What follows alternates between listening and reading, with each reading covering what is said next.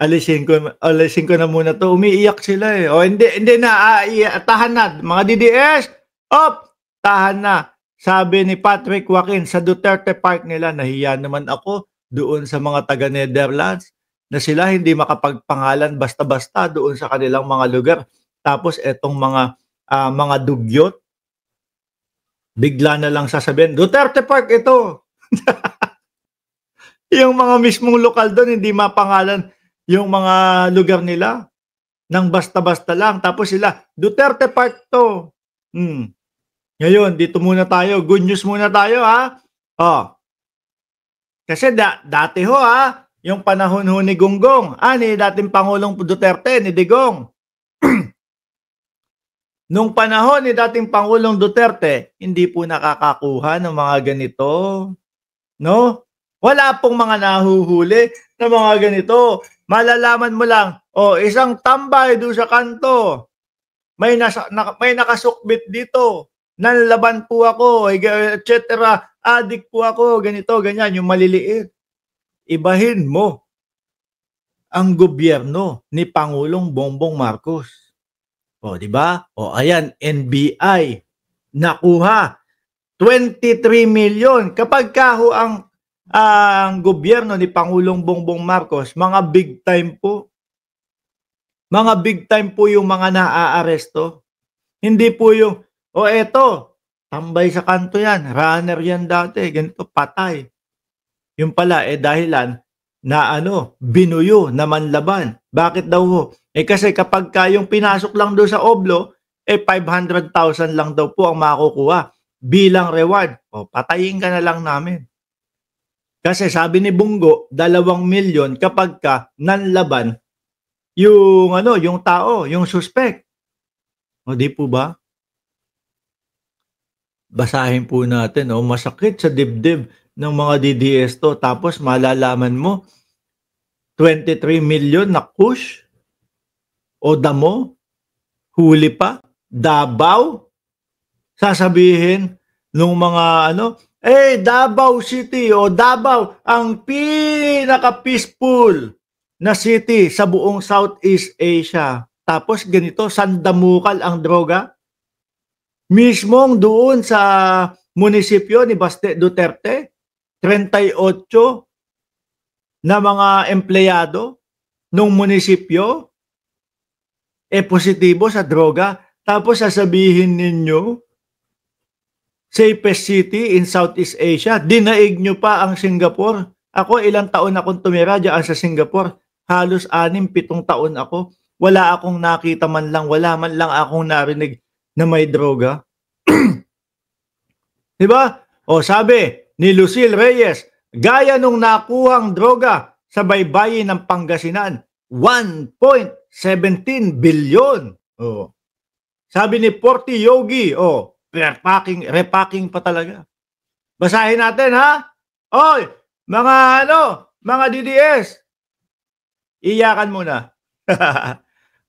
Sabi dito, iniulat ni NBI Director Jaime Santiago ang nasabat na illegal na droga na nagkakahalaga ng 23 million sa Davao City. Lalakihan ko. Baka sabihin nyo fake news. Nako, ayan. Natuwa tuloy si Ma'am Neng Flavier. Ano ba? Ma'am Neng, Flavier, salamat po sa inyong super sticker. Hindi ko kasi medyo maliit yung litrato Davao City. Salamat po sa inyong super sticker, Ma'am Neng Flavier. Davao City. Paano yan? NBI nakuha 23 million kush sa Davao Repacking Center. Repacking Center pa! Ay nako. Kung hindi munisipyo, mga repacking center naman. Aabot sa 23 milyones na halaga ng, pati pala S. Ayun, hindi ko nababanggitin. Pati pala S. No? S at kush ang nasamsam ng mga ahente ng NBI Southeastern Mindanao Region Official, NBI Sembro, sa isang repacking and distribution hub sa Davao City noong linggo. Anak ng tinapayan. Sa ulat kay NBI Director Jaime Santiago, nagsagawa ng anti-drug operation ang NBI sa pamumuno ni Arcelito Albao alas 5 ng umaga sa isang residential unit sa Emily Homes, Kabantian, Davao City. Paano yan mga boss? Warak yung ipinagtatanggol nyo na safest city in Southeast Asia. No? Yan kasi yung ginamit nila sa atin eh. Nung panahon mga kababayan, nung 2016, tumatakbo si dating Pangulong Duterte. Yan po yung yan po yung mga nila sa atin. Pinangbala nila sa atin. Naku, safest city sa Davao. Naku po, sa Davao, wala kang makikitang kuryente doon sa ibabaw. Lahat nasa ilalim daw ng lupa. Ibig sabihin, maganda. Walang mga poste-poste. Gagawin daw Davao ang Maynila. Yung pala, ang ginawang Davao, itsurang Davao, yung tokhang nila, ayun. 20 hanggang 30 mil patay sa mga kababayan natin. Hindi daw po naubos ang droga. Ang naubos, buhay ng tao. Di ba? Kung saan sabi dito, alas 5 ng umaga sa isang residential unit sa Emily Homes, Kabantian, Davao City, kung saan nagre-repack ng mga illegal na droga. Nasamsam ang 4.8 kilo. Kung round off natin, 4.9 kilos. Na may street value ng 5.8 million at 1.5 kilo ng ng katumbas ng 17 million. Food delivery boxes ng Food Panda at Maxim, heat sealer at gamit na sa repacking imported na cannabis. Base product na kinabibilangan ng mga boutique switch, etc. Yung mga gamit. So ngayon, wala palang katotohanan talaga. No? Tapos biruin nyo, nung panahon ni dating Pangulong Duterte, meron pa daw Laboratory o Shabs Laboratory doon. Si Michael Yang.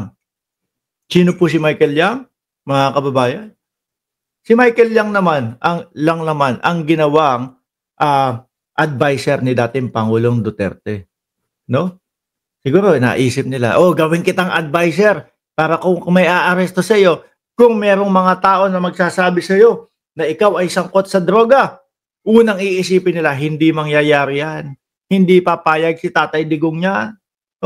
Kasi si Tatay Digong kontra sa droga. Tama nga naman, galing. Advisor. Tapos may Shabs Laboratory daw po doon sa Davao. Di umano. Economic advisor kung paano mag-business ng droga. Sabi ni Addictus Rex, pang 760 daw ang kanyang like. Kayo po, pang ilan yung like ninyo para madaanan natin ng shoutout ang inyong pangalan dyan. Sabi ni Shiro Kansaki, boto pa sa mga Duterte? Na mayon ngayon ng ICC, na mayor ngayon ng ICC, si dating Pangulong Duterte. Sabi ni Neng Gigi, safest city daw kasi mga Duterte ang pinuno ng droga sa Davao. Kaya nga iba palabas, pinaguhuli ng mga drug lord para wala silang kakompetensya. Huli ang estilo, mga bossing, no? Ay, nako po. Duterte pa more. Ayan, ngayon, hindi naman po namin ipinagbubunyi o hindi naman kami masaya sa kinalalagyan ng Davao dahil nagbabaha po. Pero sorry, no? Saan napunta yung 51 billion na naging pondo? Bakit bumabaha pa din dyan? Saan napunta? Siguro kung ako, mga kababayan, congressman ako, sa 51 billion na pondo, naku mga bossing, baka hindi lang po baha o hindi lang po pagbabaha doon sa Davao ang aking nalutasan. Baka ho pati yung mga salasalabat na mga kuryente. Baka nakapagpatayo pa ako kahit papaano ng libreng pagamutan kasi may matitira pa doon. O yung matitira naman, pondo para doon sa mga gamot. Napatayo yata no ng beer house. Hindi, joke lang mga kababayan. Biro lang ho yun, no? Sabi nung iba kasi, mahilig si Pulong mag-beer house. Tapos gusto ng kanyang ate na maging ano daw, na maging house speaker. Baka beer house speaker, pwede. Yun, 'di ba? Kumakalabog. Magaling naman yatang sumayaw-sayaw si Congressman Pulong Duterte. Beer house speaker, pwede 'yun.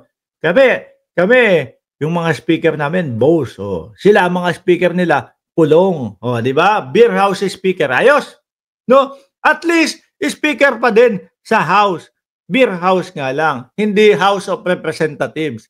Alisin ko na to masakit sa mata ng mga DDS to, ng ating gobyerno. Ganyan po yung mga nahuhuli, mga bulto-bulto, hindi po mga pipitsuging mga halaga yung nakukuha ng ating gobyerno, mga kababayan.